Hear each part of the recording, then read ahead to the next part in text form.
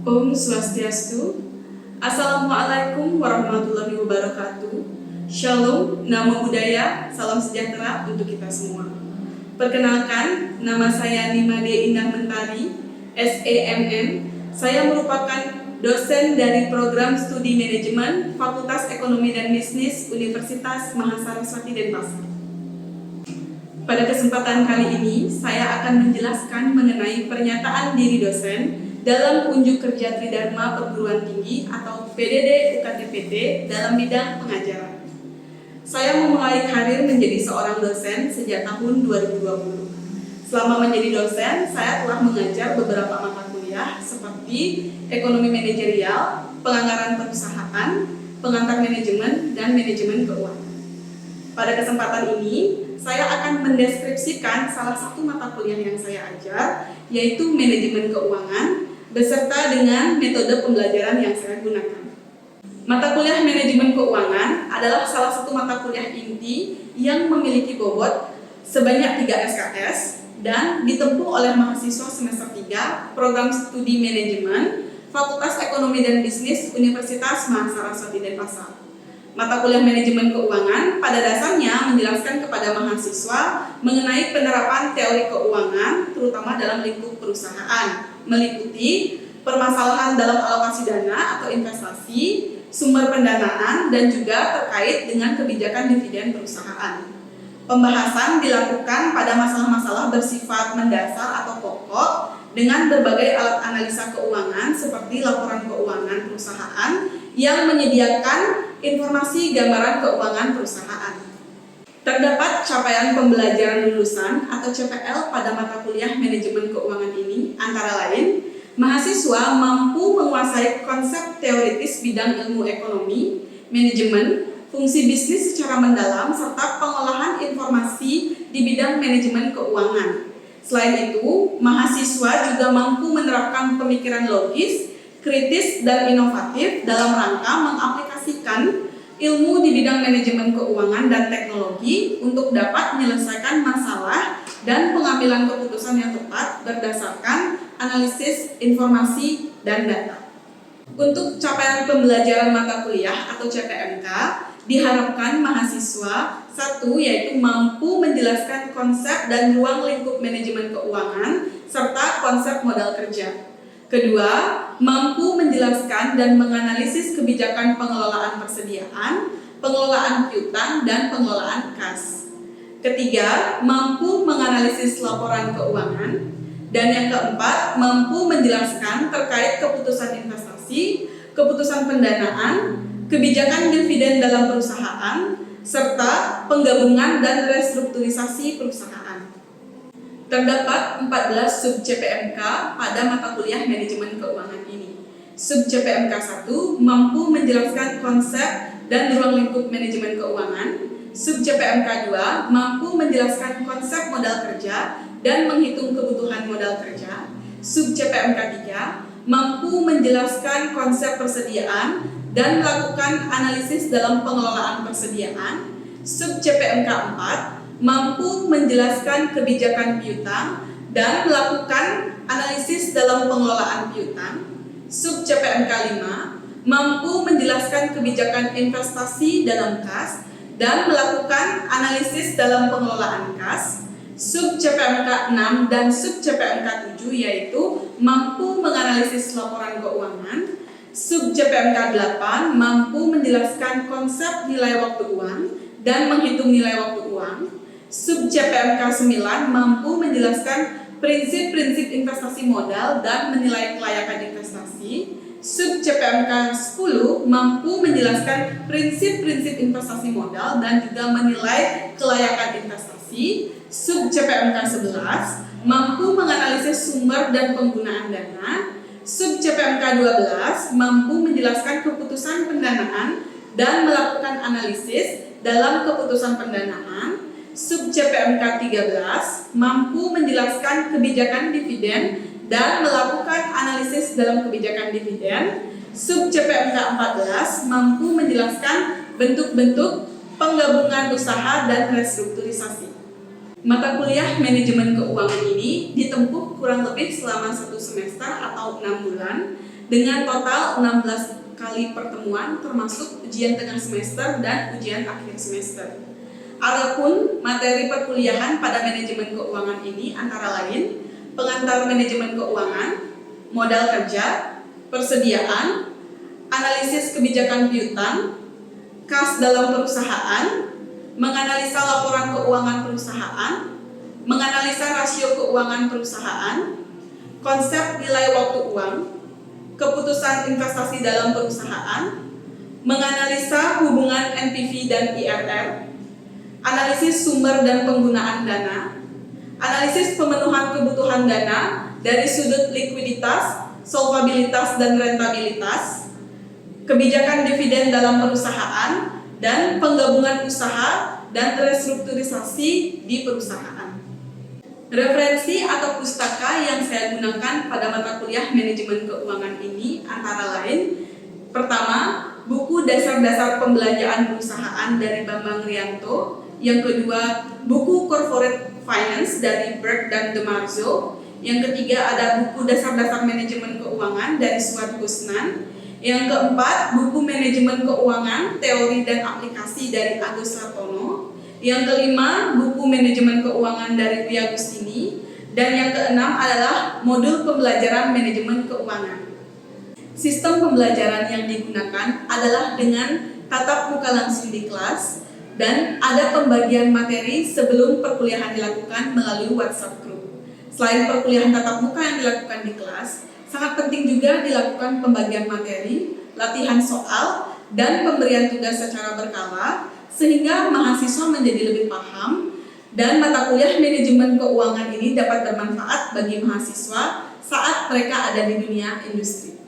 Pendekatan pembelajaran yang saya gunakan pada mata kuliah manajemen keuangan ini pertama ialah DAI, Delivery, Interaction, dan Assessment.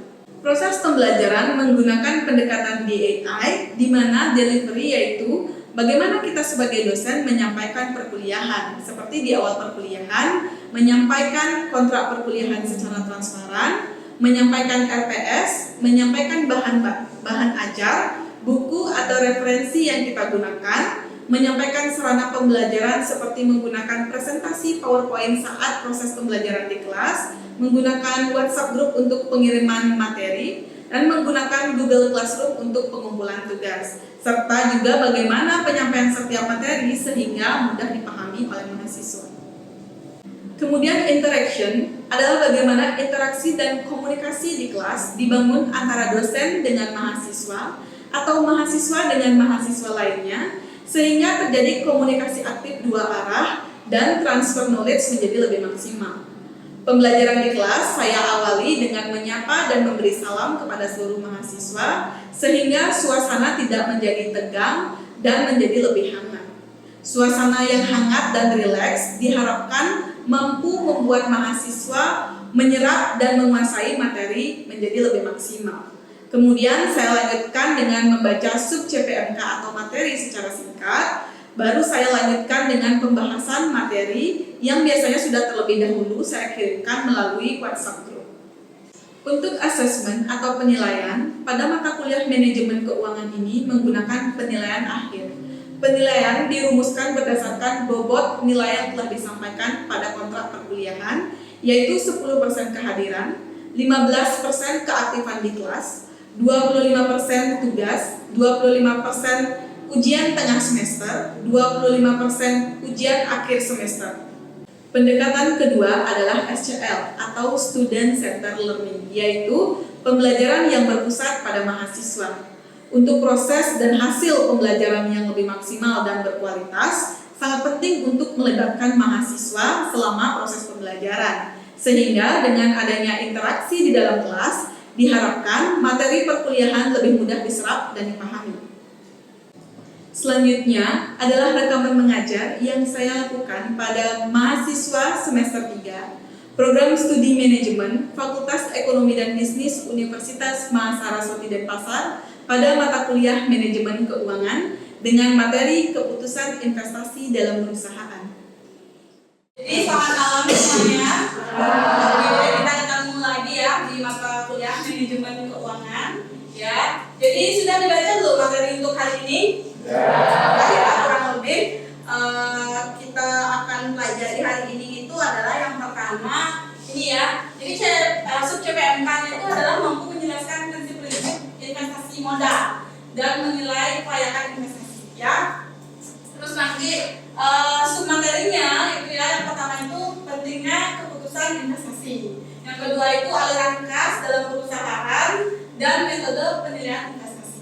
Oke, jadi pertama-tama sebelum kita mulai saya ingin tanya gitu ya, bisa nggak kalian menyebutkan 3 keputusan atau kebijakan yang ada di dalam manajemen keuangan? Kebijakan dividen. Oke, apa? Kebijakan dividen. Salah satunya. Oke, salah satunya lagi apa? Investasi. Keputusan investasi, oke. Pendanaan. Keputusan pendanaan sama berarti kebijakan dividen. Ya, di manajemen keuangan itu ada 3 ya. Yang pertama itu ada keputusan investasi, ya, kemudian ada keputusan pendanaan dan ada kebijakan dividen terakhir ya. Oke.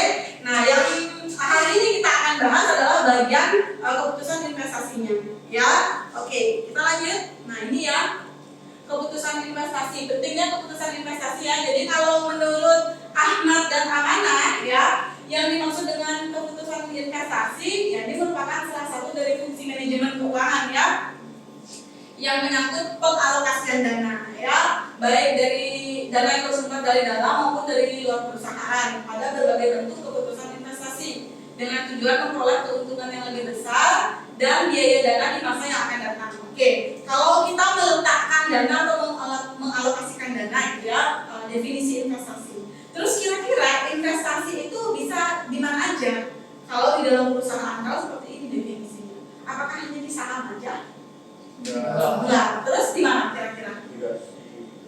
Iya, obligasi oke, benar. Tapi selain itu kira-kira investasi itu di financial asset namanya.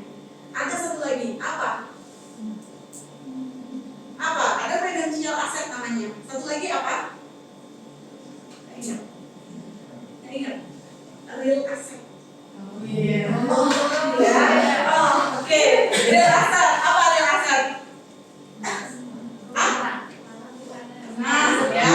Bangunan, mesin.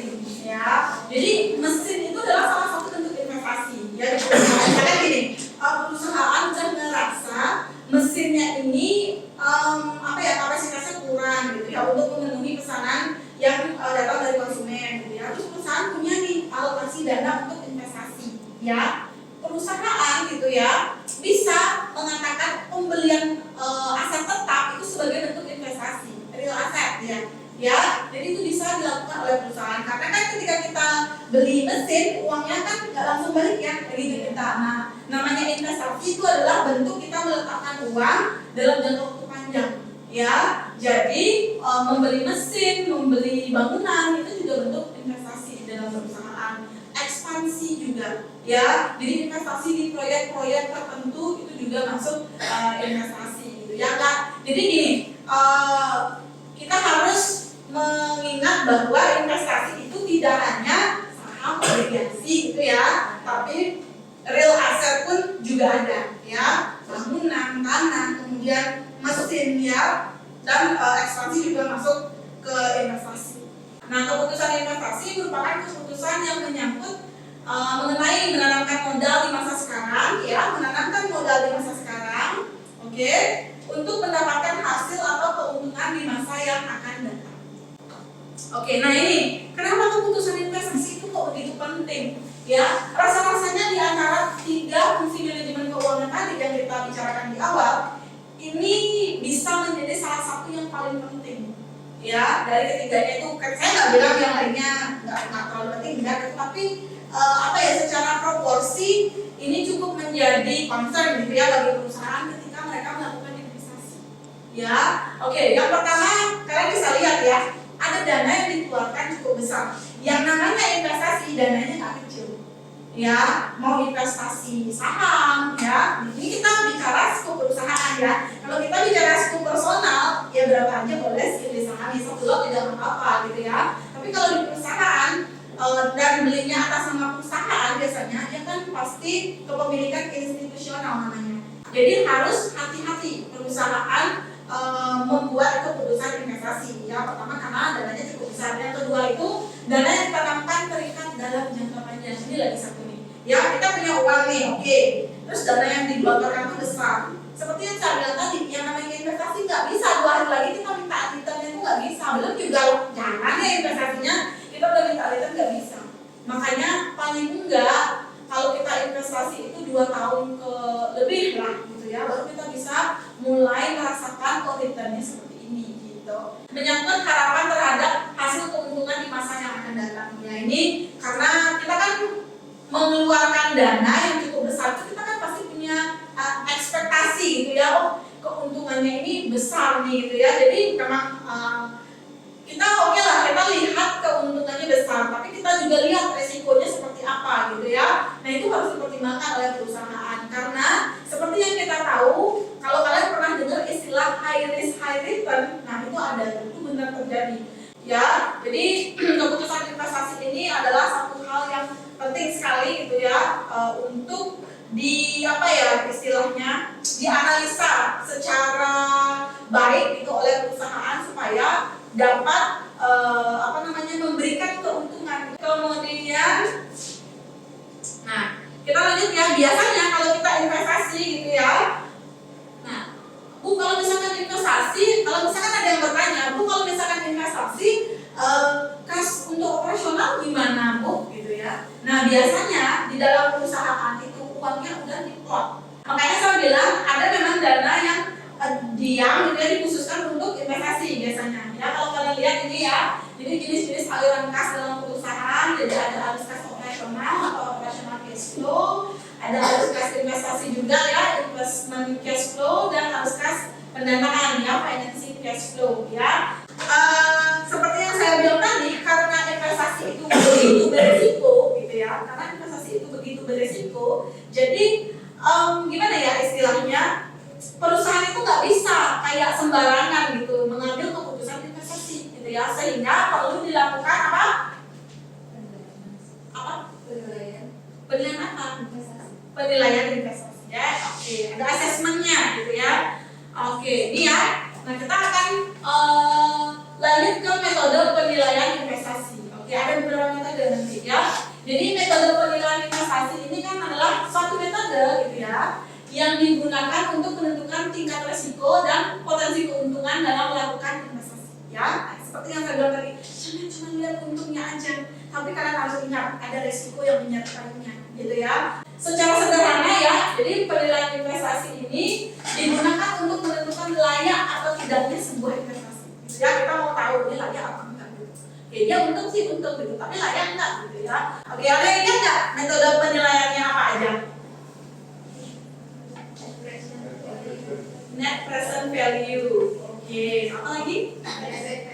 Payback period. Lagi? Ada lagi?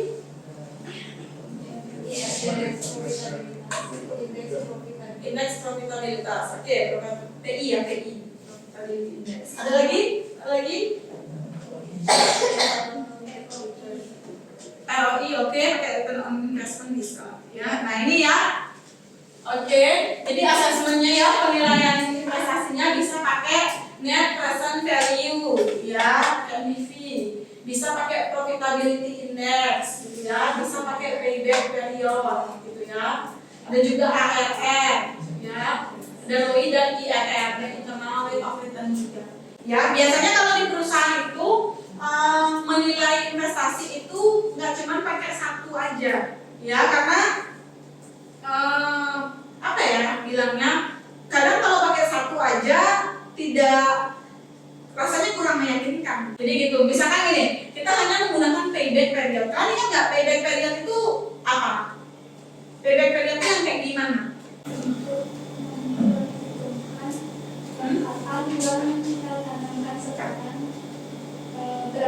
berapa lama? kembali. Oke, benar ya. Jadi payback period itu cuman bisa menunjukkan seberapa lama investasi kita balik, gitu aja. Ya, dia nggak bisa menunjukkan berapa banyak gitu yang bisa kita hasilkan.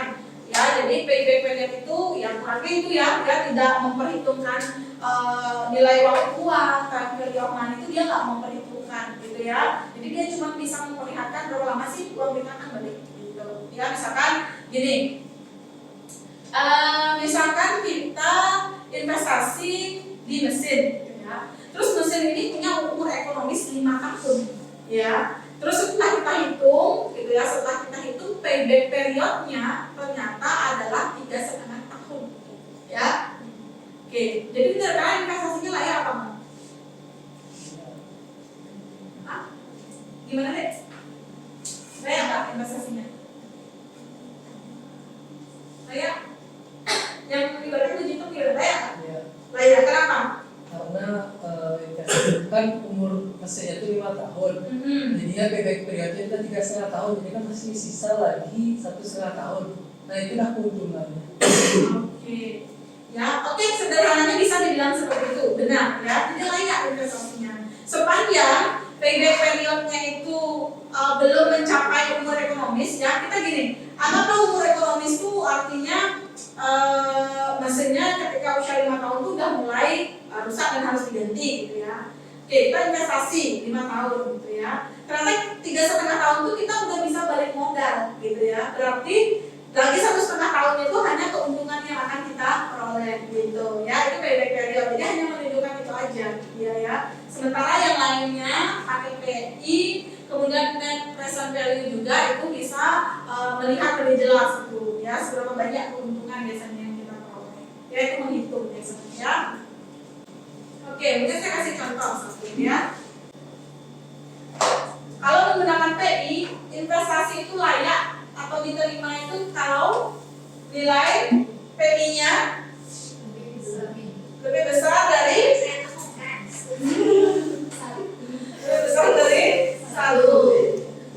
Oke ya, kalau PI itu lebih besar dari 1 ya, itu layak.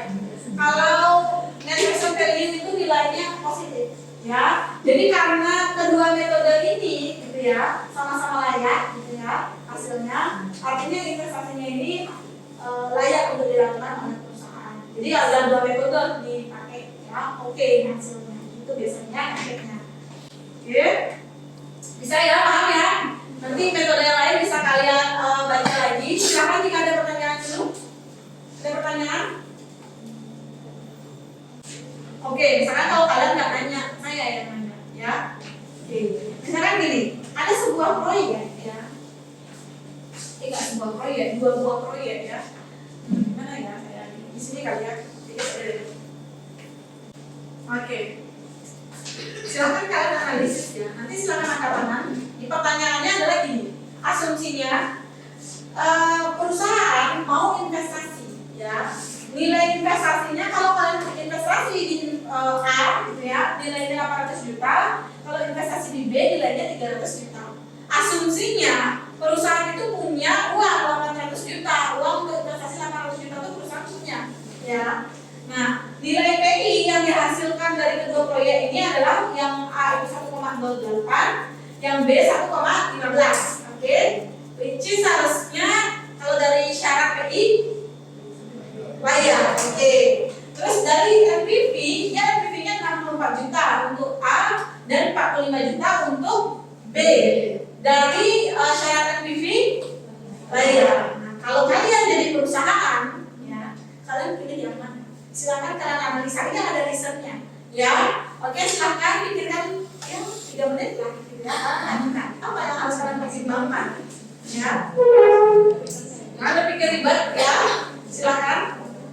Semuanya sama-sama layak, ya. Oke. Udah, sepertinya sudah ada yang memutuskan, ya. Oke. Yang tim memilih investasi A, apa tangan? Ada. Tim memilih investasi B, angkat tangan. Angkat tangan aja, nggak apa-apa. Ini bukan gini ya, pemilu ya. Oke, yang tim saya ulang, yang memilih investasi A, yang lebih layak, angkat tangan. Nggak ada. Oke. Yang memilih B.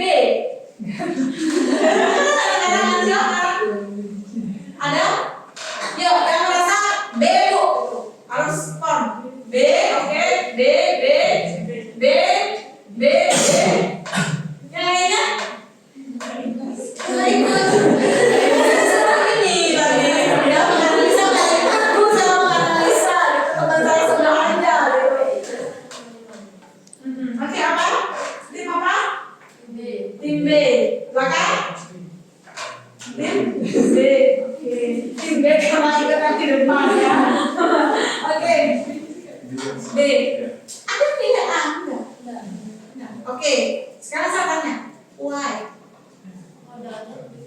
Modalnya lebih kecil. Oke. Saya udah bilang tadi asumsinya kita punya apa? 400 juta ya. Oke. Modalnya lebih kecil. Oke. Masuk akal kalau memilih B.